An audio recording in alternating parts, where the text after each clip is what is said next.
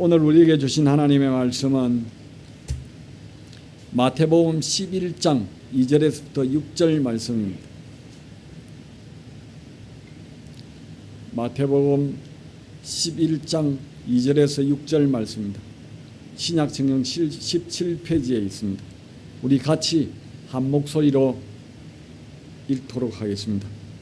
요한이 옥에서 그리스도께서 하신 일을 듣고 제자들을 보내어 예수께 여짜오되 오실 거기가 당신이오니까 우리가 다른 일을 기다리려오니까 예수께서 대답하여 이르시되 너희가 가서 듣고 보는 것을 요한에게 알리되 맹인이 보며 못 걷는 사람이 걸으며 나병 환자가 깨끗함을 받으며 못 듣는 자가 들으며 죽은 자가 살아나며 가난한 자에게 복음이 전파된다 하라. 누구든지 나로 말미암아 실족하지 아니하는 자는 복이 있도다 하시니라. 아멘. 본문 말씀을 근거로 의심의 파도가 밀려올 때란 제목으로 담임 목사님 나오셔서 말씀 선포하시겠습니다. 할렐루야. 주님의 이름으로 사랑하고 축복합니다. 아멘. 우리 기도하겠습니다. 하나님 아버지 감사합니다. 주님의 은혜와 사랑을 충만하게 받게 하여 주시고 거룩한 주일날 우리의 발걸음을 주님 전으로 향하게 하여 주셔서 하나님께서 우리를 위해 예비해 놓으신 모든 은혜를 받을 수 있는 귀한 시간 될 수 있도록 허락하여 주심을 감사드립니다. 하나님 아버지, 이 시간 우리가 하나님의 말씀을 듣기 위해 마음이 열려지게 하여 주시옵소서. 아버지, 세상 근심 걱정 있는 모습 그대로 나왔사오니 하나님 아버지, 우리가 가지고 있던 모든 염려 근심 걱정은 예수님의 십자가의 발 앞에 내려놓게 하여 주시고 오직 주님께서 우리에게 베풀어 주시는 은혜와 평강에 충만한 시간 될 수 있도록 하나님이여 역사하여 주시옵소서. 그래서 우리가 말씀을 듣고 아버지 예배당 문을 나갈 때는 주님께서 부어주시는 그 놀라우신 은혜와 능력으로 말미암아 세상을 이기되 넉넉하게 이길 수 있는 그런 힘을 얻고 나갈 수 있도록 하나님 축복하여 주시옵소서. 하나님 아버지, 이제 예배를 시작하는 첫 시간입니다. 끝나는 시간까지 성령 하나님께서 동행하여 주시고 성령께서 성령의 불로 지켜주시고 보호하여 주시옵소서. 예배를 회방하는 모든 악한 사탄 원수마귀 세력이 예수의 이름으로 한 길로 들어왔다 일곱 길로 도망가는 귀한 역사가 나타나는 귀하고 복된 예배 될 수 있도록 하나님이여 역사하여 주시옵소서. 감사하고 예수님의 이름으로 기도드렸사옵나이다. 아멘. 우리 살아계신 주님 찬양 한 장 할까요?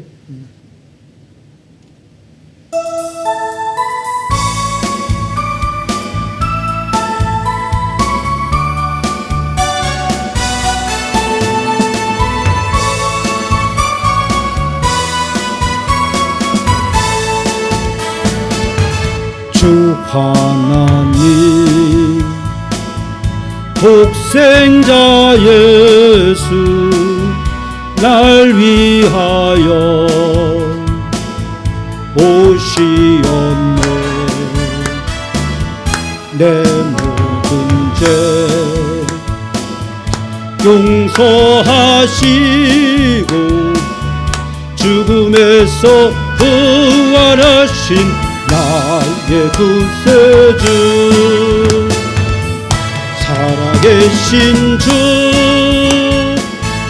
나의 참된 소망 걱정 근심 아멘 전혀 없네. 아멘.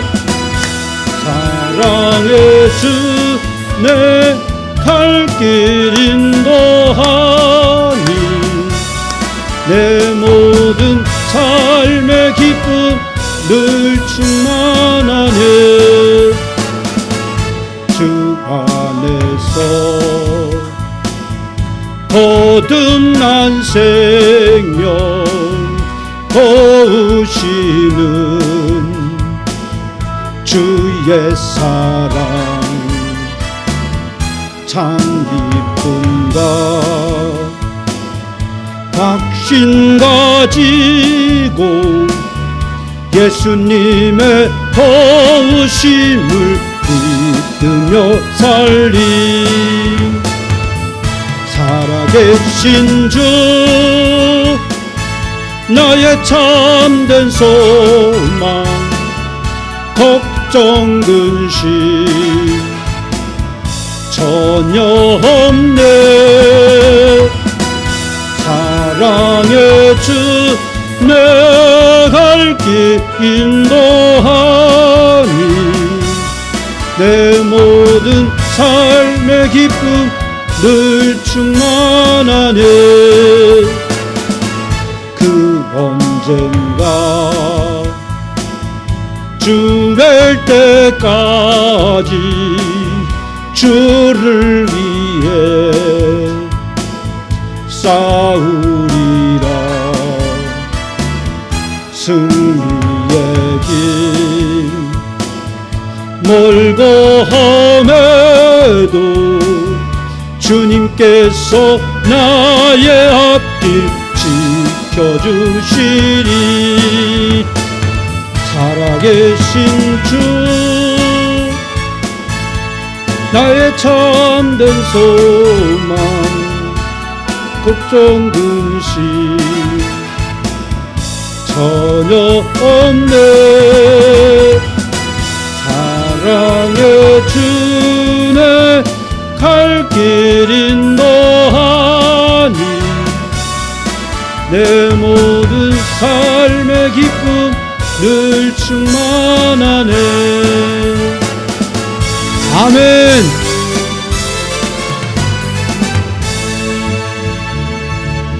주님은 살아계십니다. 아멘. 우리가 죽어서 목각으로 세워놓은 그 예수를 믿는 것이 아니라 살아계신 하나님, 지금도 두 눈이 시퍼렇게 살아계신 하나님을 믿기 때문에 우리는 희망이 있는 겁니다. 만약에 우리가 죽어서 썩어서 없어져 버린 그 예수를 믿는다고 하면은 우리의 믿음이 헛거예요. 그렇지만 그 예수님은 분명히 죽음 가운데서 부활하셨어요.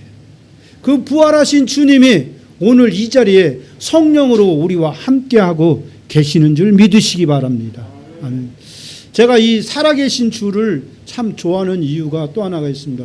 저희가 청주 살 때 그때 믿음이 참 없을 때인데 그때 장로교회 그 통합 측에 다니고 있었는데 그때 예배가 끝나고 나면은 항상 그 성가대가 이 살아계신 주를 찬양하는데 너무 은혜스러운 거예요. 그냥 세상에서 참 너무나 힘들고 어렵게 살고 있었지만 그래도 예배가 끝나고 그 찬양이 막 살아계신 주 찬양이 막 나올 때는 얼마나 가슴이 벅차고 뜨거운지 모르겠더라고요. 그래서 이 찬양을 참 좋아하긴 하는데 문제는 뭐냐? 제가 박치라는 거예요. 그래도 박치가 이 정도 찬양할 정도면 참 엄청난 발전을 한 거예요. 그래도 아직도 이 박자감이 없어갖고 어떤 때는 이렇게 박자를 앞서가든지 또는 놓치고 가든지 그러는 경우가 있으니까 여러분들이 너그러운 마음으로 용서해 주기 바랍니다. 우리 서로 같이 인사 한번 하실까요? 오늘 참 잘 오셨습니다. 아멘. 또 우리 한 번 더 하겠습니다. 오늘 우리는 승리했습니다.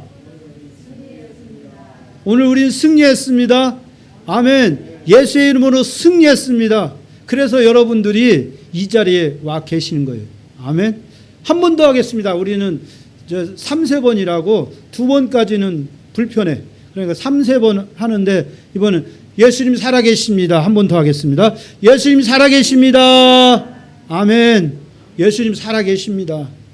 그냥 성경 속에 글자 속에 계시는 예수님이 아니라 살아계셔서 오늘도 우리의 심령 가운데 찾아오셔서 우리의 심령을 주관하시고 주장하시고 우리에게 복을 주시려고 지금 기다리고 계시는 거예요. 오늘 누구에게 복을 내려줄까 하고 지금 두리번 찾고 계시는 하나님.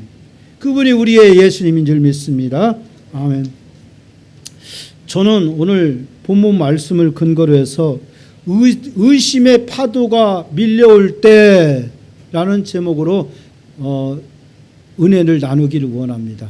우리 제목 한번 같이 따라 하실까요? 의심의 파도가 밀려올 때.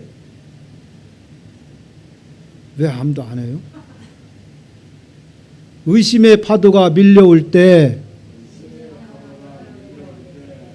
우리가 신앙생활 하다 보면은 아무리 믿음 좋은 사람도 이 의심이 들어올 때가 있어요. 정말 예수님 살아 계시나? 내가 지금 믿고 있는 이 예수님이 정말 내 기도를 응답해 주실까? 하나님이 나를 지켜주실까? 내가 구원받았나? 나 정말 하나님의 자녀가 되었나? 그런 의심이 들어오죠. 안 들어온다고 하면 그건 거짓말이에요. 그래서 제가 오늘 이 본문을 이렇게 쭉 묵상하다가 제목을 정한 것이 의심이 우리만 들어온 것이 아니라 바로 오늘 본문에 나오는 이 침례 요한도 그런 의심의 파도에 휩싸여 있었다는 것을 제가 발견을 했습니다. 그래서 제목을 그렇게 한번 정해봤습니다. 요즘 각 가정마다 보험 없는 가정 없어요. 그죠? 보험 하나씩은 다 들어있어요. 하다못해 정 없으면 의료보험이라도 들고 있다니까요. 의료보험 없는 분 없잖아요. 그래서 참 이 보험이 아주 만능인 시대에 우리가 살아가고 있어요. 그런데 이 보험이라는 것이 무엇이죠? 혹시 올지도 모르는 불의의 재앙이나 불의의 질병에 대비하기 위해서 평소에 조금씩 돈을 예치해 놓는 것이죠.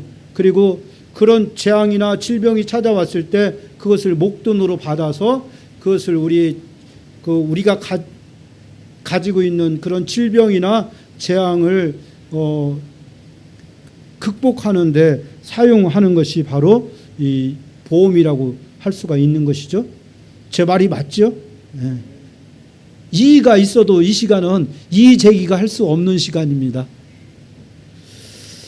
그런데 여러분 한번 잘 생각해 보세요. 여기에 이제 보험에 허점이 있습니다. 우리가 질병이나 사고에 대한 불의의 사고에 대한 대비책으로서 우리가 보험을 들지만은 그러나 질병이나 사고에 대해서 예비는 할 수가 없더라고요. 아무리 값비싼 보험을 들더라도 그 보험이 우리를 그 질병으로부터 지켜줄 수 없고 또 그런 사고로부터 갑작스러운 사고로부터 우리를 방어해 줄 수 없어요. 그렇기 때문에 아마 우리가 이 보험을 드는 이유는 심리적인 이유가 큰 것 같아요. 내가 보험을 들어놓음으로써 그래 내가 질병에 대한 암에 대한 대비를 하고 있어. 또 너 뭐 어떤 다른 질환에 대한 대비를 내가 해왔어 하고 있는 그런 심리적인 안도감을 얻기 위해서 우리가 이 보험을 드는 것 같아요. 그렇다고 해서 제가 이 보험을 들지 말자고 이 말씀을 드리는 건 아니에요. 보험 필요합니다. 우리가 갑자기 어떤 질병이나 어떤 사고가 우리를 넘어뜨리려고 찾아왔을 때 당장 목돈을 우리가 마련할 길이 없는 거예요. 그래서 이 보험을 가장 드는 주 목적은 보장성에 있는 거예요. 보장성. 우리가 큰 돈을 한꺼번에 마련할 수 없기 때문에 적은 돈을 이렇게 보험회사에 예치해 놨다가 갑자기 큰 목돈이 필요할 때 그것을 찾아서 이렇게 질병이나 사고에 활용할 수 있게 만들어준 것이 이 보험이고, 그리고 보험의 가장 큰 능력은 보장성에 있는 거죠. 결국 이것은 뭐냐면은 안전하다고 하는 거예요. 내가 보험을 들어놓음으로써 비록 그 질병을 예방을 할 수는 없지만은 보험을 들었을 때 그 당장 치료를 해야 되는데 목돈이 마련할 수가 없을 때 그 목돈을 보험회사에서 찾아서 그것을 통해서 질병을 치료하고 또 사고를 대비할 수 있다고 하는 그런 의미에서 이 보험이 우리에게 필요한 것이죠. 그리고 그것은 곧 우리가 어느 정도는 안전해질 수 있다고 하는 그런 심리적인 안도감을 가질 수 있게 되는 거죠. 그런데 우리는 이 안전성을 우리의 신앙에다 한번 연결해 보자고요. 여러분, 하나님을 믿으면 우리의 삶이 과연 안전해질 수 있을까요? 사고를 미연에 예방할 수 있을까요? 아니라고요? 성경은 이렇게 말씀하고 있습니다. 사무엘하 22장 2절에서 3절을 보면은 이르되 여호와는 나의 반석이시요 나의 요새시요 나를 위하여 나를 건지시는 자시요 내가 피할 나의 반석의 하나님이시요 나의 방패시요 나의 구원의 뿌리시요 나의 높은 망대시요 그에게 피할 나의 피난처시요 나의 구원자시라 나를 폭력에서 구원하셨도다 라고 말씀하고 있어요. 여기에 보면은 우리가 그런 위험에 처하기 전에 하나님께서 우리를 도와주실 수 있는 하나님이라고 다윗은 고백하고 있는 거예요. 다윗은 하나님을 반석, 요새 또는 내가 피할 나의 반석, 또 나의 하나님, 나의 방패라고, 또 나의 구원의 뿌리라고 이렇게 고백하고 있어요. 나의 높은 망대라고 고백하고 있어요. 이것은 뭐냐면은 내 생명을 뺏으려고 하는 그런 수많은 그 원수들의 공격으로부터 나를 지켜주시고 보호해 주시는 분이라는 것을 말씀하고 있는 겁니다. 이 다윗만큼 참 인생에 풍파가 많은 사람이 없어요. 하나님께서 그를 높여주셔서 다윗이 이스라엘의 왕이 됐지만은 그가 왕이 되기까지의 그의 인생은 너무나 고통스럽고 힘들고 어려운 그런 과정을 겪어왔어요. 그럼에도 불구하고 다윗은 그 모든 위험과 그 모든 위협으로부터 하나님께서 지켜주셔서 안전하게 유다의 헤브론에서 유다의 왕이 되었고, 그리고 또 3년 후에는 이스라엘의 왕이 된 것을 볼 수가 있습니다. 만약에 하나님의 보호하심과 인도하심이 없었다고 한다면은 다윗은 사울의 손에 의해서 죽임을 당할 수밖에 없었을 것이고, 그리고 다윗이 만약에 왕이 되었다고 하더라도 그 자기 아들 압살롬의 그 반란에 의해서 죽임을 당할 수밖에 없었던 그런 사람이 바로 다윗이었어요. 그럼에도 불구하고 이 다윗이 어떻게 해서 그 하나님의 보호하심 아래 들어갈 수 있었을까? 이 다윗이라고 하는 사람은 정말로 철저하게 하나님만 바라보고 하나님만 의지했다는 거예요. 그가 하나님께 전적으로 자신의 모든 삶을 의지하니까 하나님께서 이 다윗을 지켜주신 거예요. 오늘날 지금 코로나가 온 지구상을 집어삼켰습니다. 그래서 모든 사람들이 이 코로나의 그 질병에 감염될까 봐서 얼마나 전전긍긍하고 있는지 몰라요.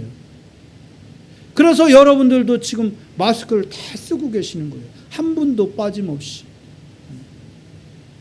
정말로 하나님께서 지켜주시고 하나님이 내가 코로나에 감염되더라도 하나님께서 내 생명을 지켜주실 것이라고 하는 확신이 있다고 한다면 사실은 마스크를 안 쓸 수도 있어요. 하지만 지금은 정부에서 법적으로 실내에서는 무조건 다중이 모이는 곳에는 마스크를 쓰라고 하는 그런 법으로 법제화되어 있기 때문에 우리가 현행법을 무시할 수 없기 때문에 다 이렇게 쓰고 계시는 겁니다.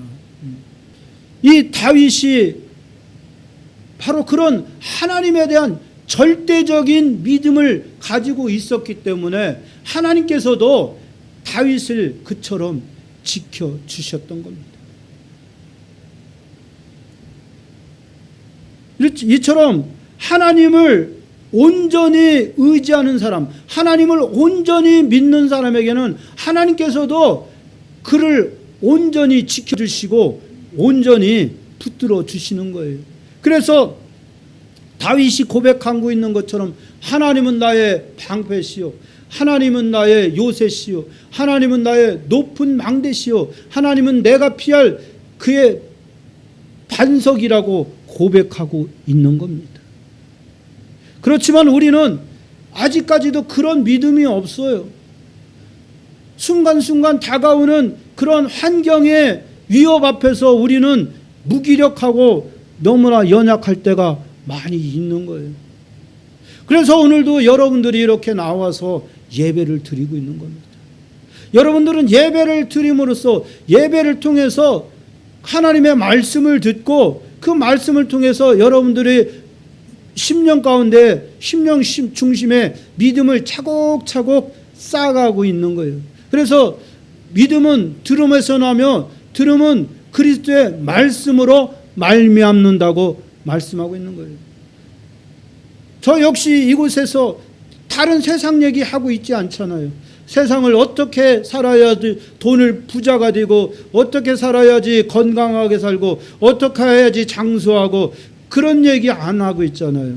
오직 우리가 어떻게 하면은 예수 그리스도를 잘 믿어서 하나님의 자녀로서의 삶을 살아갈 수 있을 것인가, 거기에 대한 것만 저도 말씀을 드리고 있는 겁니다. 그래서 이 시간 이곳에 모여서 하나님께 예배드리는 시간은 바로 하나님과 내가 만나는 시간이 되는 거예요. 하나님과 내가 직접 만나는 시간이고 하나님께서 우리 예배 가운데 찾아오셔서 우리의 심령을 만져주시는, 그리고 그 심령 회복시켜주시는 그런 치유와 회복의 은혜가 넘쳐나는 시간이 되는 줄로 믿습니다. 아멘. 이처럼 다윗은 정말 하나님에 대한 절대적인 믿음을 가지고 있었기 때문에 흔들림이 없었어요. 그런데 오늘 본문에 나오는 침례 요한이라고 하는 사람은 역시도 대단한 사람이었어요. 그래서 침례 요한을 구약시대의 마지막 선지자라고 그렇게 우리는 부르고 있습니다. 그러면서 또한 이 신약시대를 여는 중요한 길을 예배했던 사람이 바로 이 침례 요한이에요. 우리 기독교에 대한 하나님의 성회에서는 이제 세례라고 하지 않고 침례라고 합니다. 그런데 사실 세례 요한이라고 하는 말이 우리의 입에는 더 익숙해요.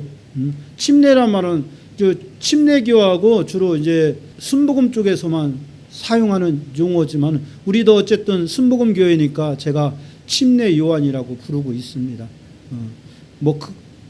용어상의 차이는 크게 나타나지 않습니다. 그렇지만 이 침례 요한이라고 하는 사람은 정말 예수님보다 6개월 앞서서 태어난 하나님께서 특별하게 세워주신 선지자였어요. 아들을 낳을 수 없는 그런 그 가정에 하나님께서 아들을 주셨는데 그가 바로 침례 요한이었어요. 그래서 이 침례 요한은 나시린으로 자랐어요. 하나님께서 미리 구별해 놓은 나시린으로 자랐기 때문에 어려서부터 이 술을 마시지 아니하였고 특별한 인물로 자라게 되었던 것을 우리가 볼 수가 있습니다. 그런데 그 침례 요한이 바로 옥에 갇히는 사건이 일어났어요. 예수님이 살고 있었던 이 갈릴리 지역은 헤롯 안티파스라고 하는 분봉왕이 있어요. 그 지역만을 로마 시대에 그 지역만을 다스리게 하는 그런 왕을 세워줬는데 바로 이 헤롯 안티파스라고 하는 사람이 이 갈릴리 지역의 분봉왕이었어요. 그런데 이 헤롯 안티파스 왕이 얼마나 교만했던지 자기의 이복 동생인 헤롯 빌립의 아내를 뺏어서 자기 부인으로 삼아 버렸어요. 그런데도 아무도 그 죄에 대해서 지적을 할 수가 없어요. 왜? 이 절대 권력을 가진 왕이기 때문에 왕에게 도전하는 순간 그냥 괘씸죄에 걸려서 목이 댕강 날아갈 수밖에 없는 그런 좀 뭐랄까 무법천지의 그 왕이 바로 이 헤롯 안티파스였던 것 같아요. 하나님도 두려워하지 않는 사람이 바로 이 헤롯 안티파스였어요. 그런데 그 헤롯 안티파스의 죄에 대해서 유일하게 바로 이 침례 요한이 잘못을 지적하는 거예요. 그러자 너무 괘씸하거든요. 내가 용서할 수 없다. 여봐라, 저 요한을 투옥해라 해가지고 당장 투옥하라고 해서 바로 감옥에 갇히게 되는 사건이 일어나게 되는 거예요. 그런데 이 요한이 감옥에서 한 1년 정도 갇혀 있었는데 감옥에서 가만히 이렇게 보니까 자기가 이 세상에 메시아라고 침례까지 베풀었던 그 예수가 보니까 자기가 알고 있었던 그런 메시아적인 사역을 하지 않는 거예요. 그 당시에 이스라엘 사람들은 누구나 메시아 대망 사상을 가지고 있었어요. 메시아가 이 땅에 오면은 그가 이 나라를 저 로마의 압제로부터 구원할 것이라고 하는 그런 희망을 가지고 있었어요. 그런데 그들이 기다리던 메시아는 어떤 사람이었느냐? 바로 모세와 같은 그런 능력을 가진 선지자였어요.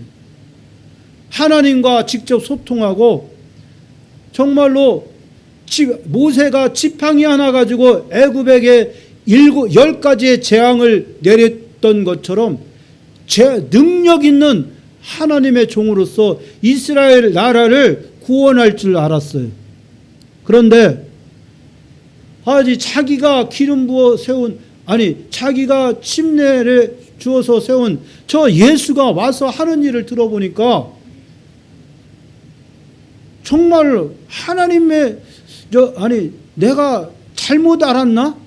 할 정도로 착각할 정도로 엉뚱한 짓을 하고 있는 거예요.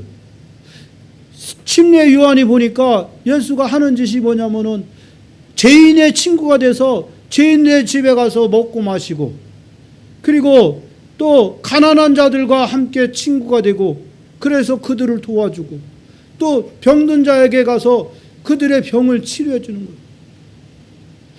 그런데 이 나라는 언제 구하려고 언제 이 나라를 독립시켜 주려고 그런 짓만 하고 있는가 그런 생각이 드는 거예요.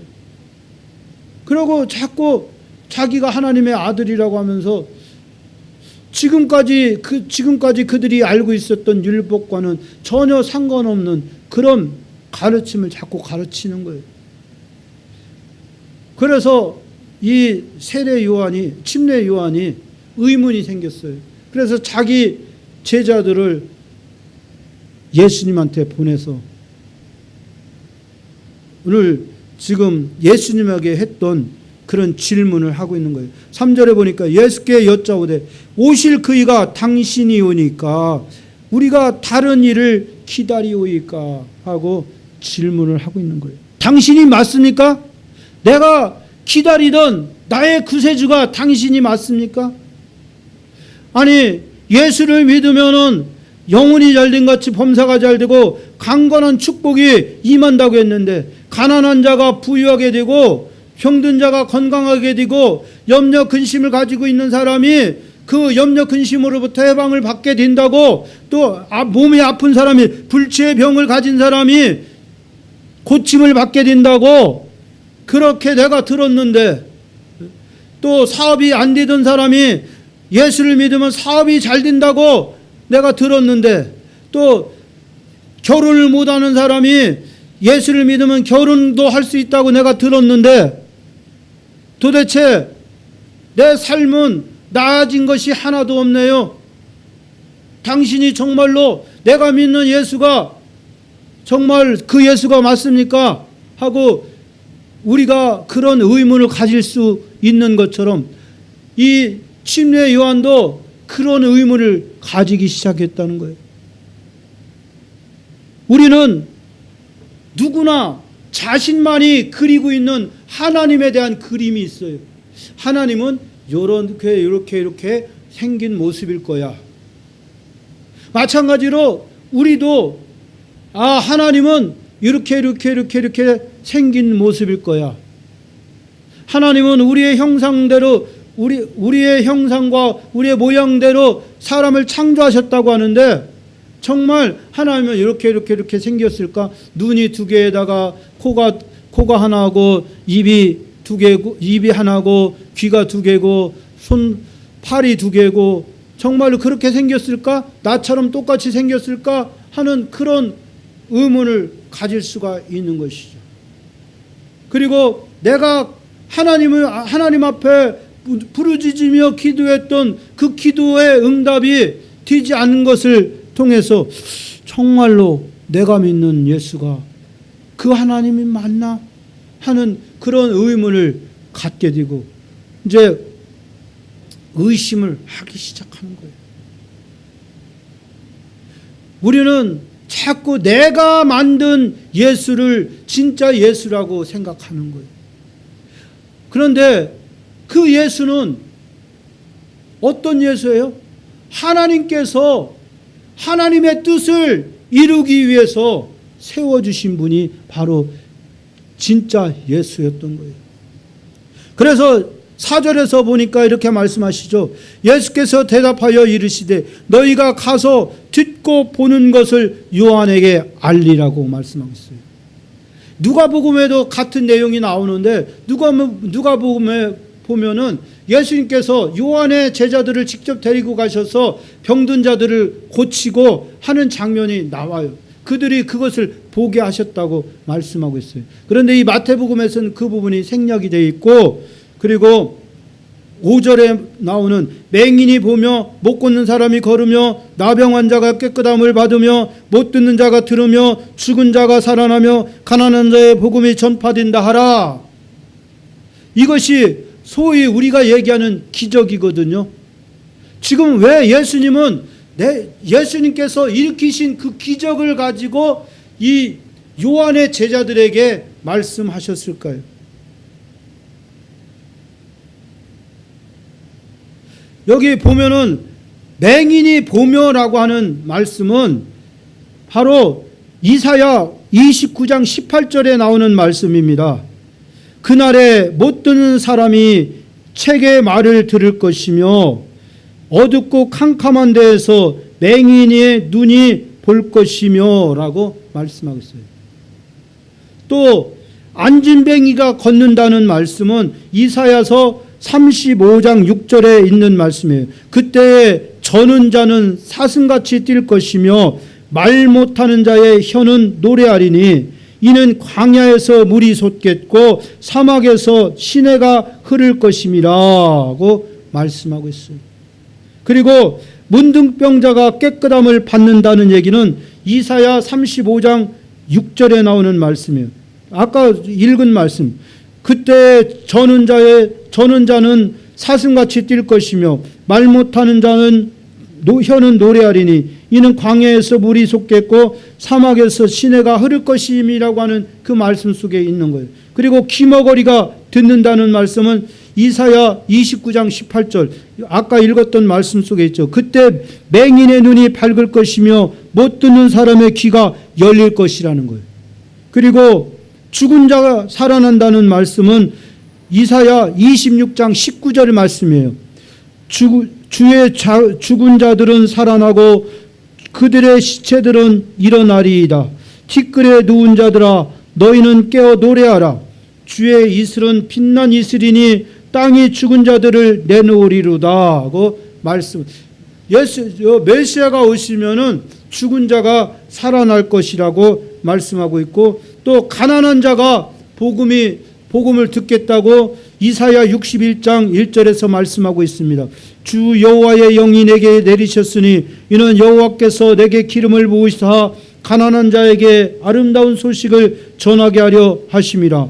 나를 보내사 마음이 상한 자를 고치며 포로된 자에게 자유를, 갇힌 자에게 노임을 선포하겠다고 말씀하고 있어요. 이 말씀들은 어떤 의미를 가지고 있을까요? 왜 예수님께서 이 말씀을 이 마태복음에서 하셨을까요? 그냥 예수님께서 단순하게 기적을 일으키시는 분이시라는 것을, 예수님의 능력을 나타내는 그것을 나타내기 위해서 하신 말씀일까요? 그것이 아니라는 거죠. 예수님께서 이 말씀을 하신, 예수님께서 기적을 일으키시는 그 말씀을 요한의 제자들에게 하신 이유는 어떤 이유였을까요? 예수님은 바로 예언의, 성경에 기록된 예언의 성취자라고 하는 거예요. 성경에 기록된 예언대로 행할 그런 능력을 보여주신 분이 바로 예수라고 하는 것을 말씀하기 위해서 이 말씀을 주신 거였어요. 예수님은 그 탄생부터 그의 부활까지, 그리고 다시 오신다고 하는 그 약속까지 전부 다 예언에 의해서 기록된 대로 움직이신 분이 바로 예수님이에요. 로마서 1장에도 보면은 1장 2절에 보면은 이는 선지자들의 예언대로 이루어진다고 말씀하고 있는 거예요. 그리고 예수님도 요한복음에서 나는 내 뜻을 행하러 온 것이 아니라 나를 보내신 이의 일을 행하려 함이라고 말씀하고 있어요. 나를 보내시는 이의 뜻을 행하려 함이라는 거예요. 그것을 통해서 예수님은 자신이 하나님께서 보내신 메시아라고 하는 사실을 증명하려고 하셨던 거예요. 요즘 자칭 하나님이 얼마나 많이 있고 자칭 예수가 얼마나 많이 있냐고요. 자칭 보혜사가 얼마나 많이 있냐고요. 이 한국 땅에도. 그러나 성경 어디를 찾아봐도 이 동방에서 메시아가 온다는 말은 없어요. 제가 옛날에 한때 통일교를 좀 다닌 적이 있어요. 그런데 그때 그런 얘기를 하더라고요. 타고로의 시를 인용해서 동방에서 이 등불이 비춰질 것이라고 그런 예언을, 그런 얘기를 해요. 그것이 바로 문못이라고 하는 거예요. 그런데 성경에서는 어디에도 동방에서 의인이 날 거라고는 말씀을 안 하셔요. 해 돋는 나라 동쪽에서 그런 일이 일어날 거라고는 말씀하고 있지 않아요.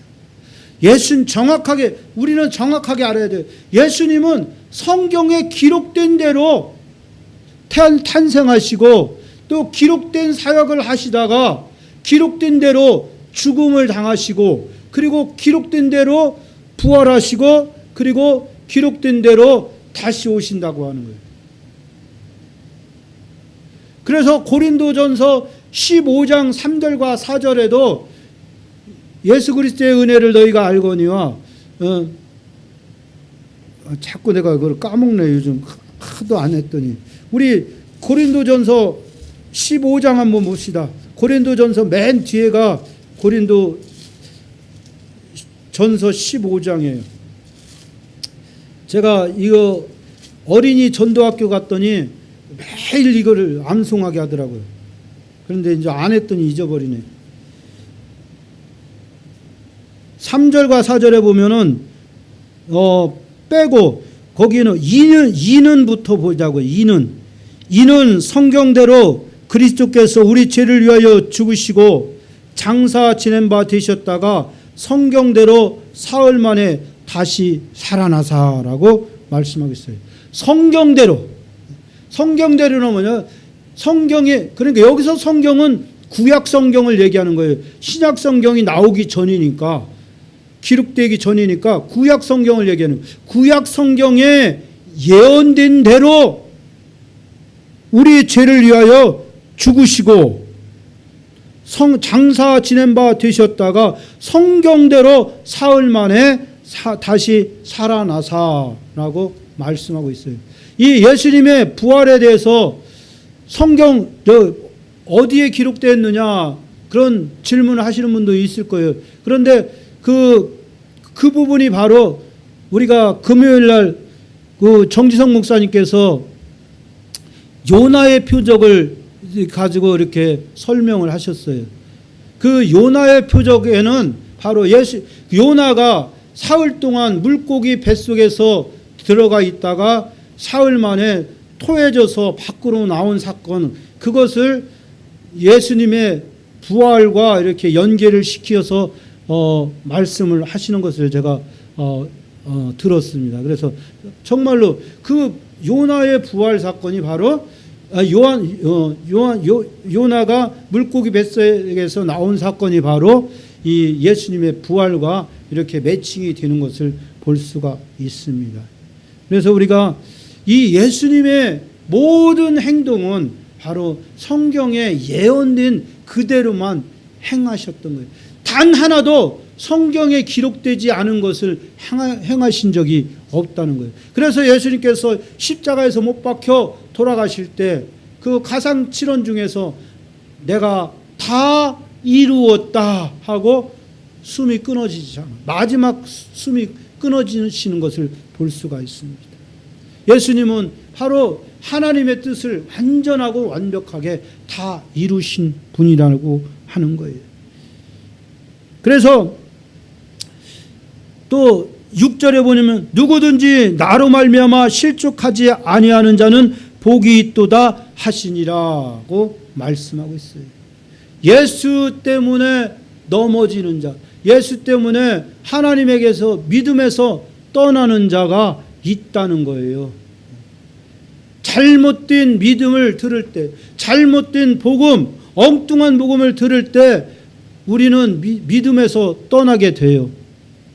그래서 정말로 온전한 복음, 예수 그리스도의 탄생과 예수 그리스도의 그 십자가의 고난과 그리고 부활과 그리고 다시 오실 예수님에 대한 확실한 믿음을 가지고 있어야 우리가 믿음에서 흔들리지 않는다는 거예요. 그리고 우리가 분명한 믿음을 가지고 있을 때 하나님께서 우리에게 내려주신 예배에 넣으신 모든 복을 우리 성도들이 받아 누리게 되는 거예요.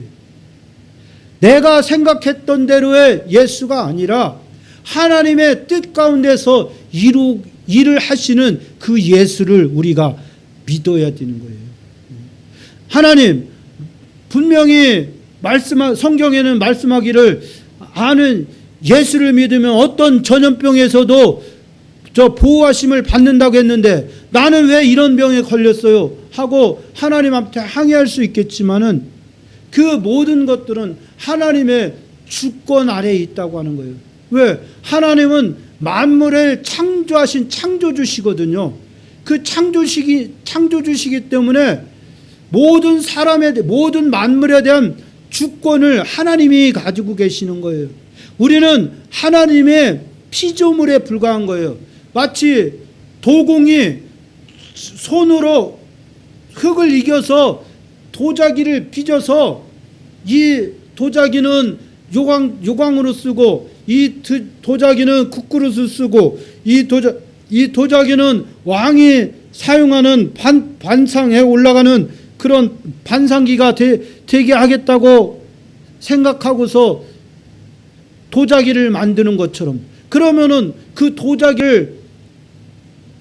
도자기에 대한 주권은 다른 곳에 있는 것이 아니라 바로 이 도공에 있는 거예요. 그 도공의 뜻대로 만들었으니까 도공의 뜻대로 쓰임을 받는 거예요. 누가 요광단지 가고 국그릇을 할 사람이 누가 있겠느냐고요. 예? 찻잔을 가지고 요광단지로 쓸 사람이 누가 있겠느냐고요. 그냥 도공이 만들어서 파는 대로 그릇은 쓰게 되게 되는 거예요. 바로 그것이 하나님의 주권인 거예요. 우리가 그 하나님의 주권을 인정해 드릴 때 우리의 믿음이 편해져요. 왜 하나님이 내게 이런 고통을 주셨어야 하고 손가락질하고 삿대질할 때 우리의 인생이 힘들어지고 어려워지는 거예요.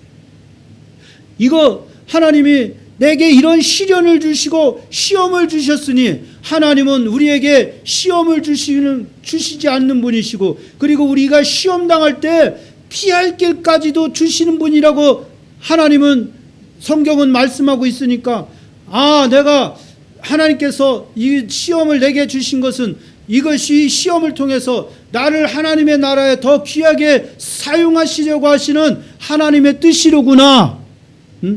이것을 통해서 내가 하나님을 더 깊이 믿게 하려고 하시는 하나님의 뜻이 이곳에 담겨 있구나. 그렇게 믿을 때 우리는 감사하게 되는 거예요. 우리는 하나님의 자녀로서 선택받았다고 하는 것을 믿고 감사하면서 살아갈 때 하나님의 예배해 놓으신 축복이 우리 가운데 충만하게 임하게 되는 것입니다. 아멘. 지금 상황이 힘들고 어려우십니까? 내가 내 힘으로 버티기가 어려우십니까? 그렇다고 할지라도 그럴수록 예수님을 더 붙잡으십시오. 주님을 더 가까이 하십시오. 그러면 주님께서 여러분들을 그냥 외면하지 않으실 것입니다. 아멘. 여러분, 힘을 내세요. 힘을 내세요. 주님이 여러분들을 붙들어 주실 것입니다. 힘을 내세요. 힘을 내세요. 주님이 찬양이 갑자기 음을 못 하겠네. 이게 설교하고 나면은 이게 음정이 흐트러지더라고요. 아무튼 힘을 내시는, 그래서 여러분들 가운데 찾아와 있는 그 어려움들, 그 고통들, 고난들을 예수님과 함께 손잡고 이기며 나가는 사랑하는 여러분들 되시기를 우리 주 예수 그리스도의 이름으로 축원드리겠습니다. 아멘. 기도하겠습니다. 하나님 아버지, 하나님은 참으로 좋으신 하나님이십니다. 하나님은 참되시고 하나님은 참 진리이시며 하나님은 우리를 붙들어 주시는 하나님이심을 내가 믿습니다. 하나님, 우리 가운데 찾아와 주셨사오니 우리의 삶이 하나님과 온전히 하나가 되는, 하나님만 바라보고 하나님만 의지하고 나가는 그러한 삶이 될 수 있도록 하나님 축복하여 주시옵소서. 감사하고 예수님의 이름으로 기도드렸사옵나이다. 아멘.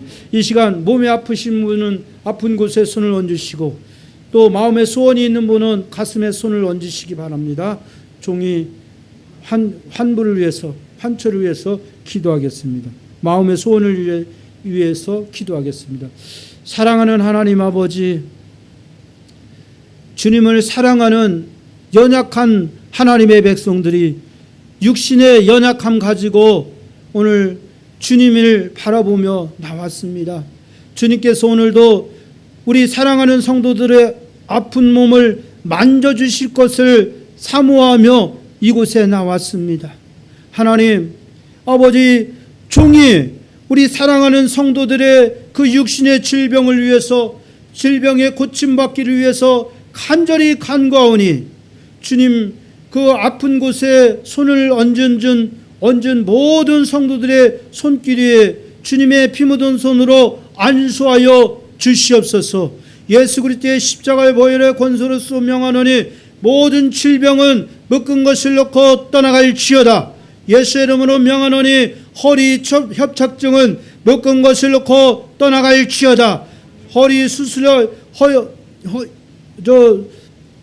부작용은 예수의 이름으로 명하노니 묶은 것을 놓고 떠나갈지어다.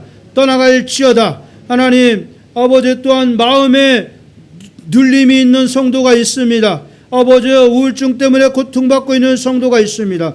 주님, 이 시간 찾아가 주시어서 그 마음을 만져주시고 치료하여 주시고 회복시켜 주시옵소서. 오직 주님만을 바라보고 주님만을 의지하며 나아갈 때 주님께서 그 삶 가운데 그 입술에서 찬양이 넘쳐날 수 있도록 하나님 축복하여 주시옵소서. 하나님, 이곳에 모인 한 사람 한 사람 긍휼히 여겨주시고 하나님 치유하여 주시고 회복시켜 주시옵소서. 믿는 자들에게 나타나는 표적이 그대로 임하게 하여 주시옵소서. 믿는 자들에게 일어난 표적이 이르리니 곧 그들이 내 이름으로 귀신을 쫓아내며 새 방언을 말하며 뱀을 집어 올리며 무슨 독을 마실지라도 해를 받지 않으며 병든 자에게 손을 얹은 중 나으리라고 말씀하셨사오니 하나님 아버지, 아픈 곳에 손을 얹은 한 사람 한 사람의 질병이 예수의 이름으로 떠나가게 하여 주옵소서. 떠나가게 하여 주옵소서. 예수의 이름으로 명하노니 질병은 떠나갈지어다. 질병은 떠나갈지어다. 통증은 떠나갈지어다. 통증은 떠나갈지어다. 통증은 떠나갈지어다. 예수의 이름으로 명하노니 육신의 고통은 떠나갈지어다. 묶은 것을 놓고 떠나갈지어다. 한 길로 들어왔다 7길로 도망가게 될지어다. 하나님, 또한 마음의 소원이 있어서 아버지 하나님 앞에 기도하고 있지만 아직 응답받지 못하고 있는 그 기도 제목이 있습니다. 마음의 소원이 있습니다. 하나님, 이 시간 주님의 피 묻은 손으로 안수하여 주시옵소서. 안수하여 주시옵소서. 마음의 소원이 이루어지게 하여 주시옵소서. 그를 통해서 하나님과 더 깊은 관계를 맺게 하여 주시고 하나님의 자녀로서의 삶을 살아가기에 조금도 부족함이 없도록 하나님이여 역사하여 주시옵소서. 역사하여 주시옵소서. 주님의 피 묻은 손으로 이 시간 각자의 머리에 친히 안수하여 주시옵소서. 감사하고 예수님의 이름으로 기도드렸사옵나이다. 아멘.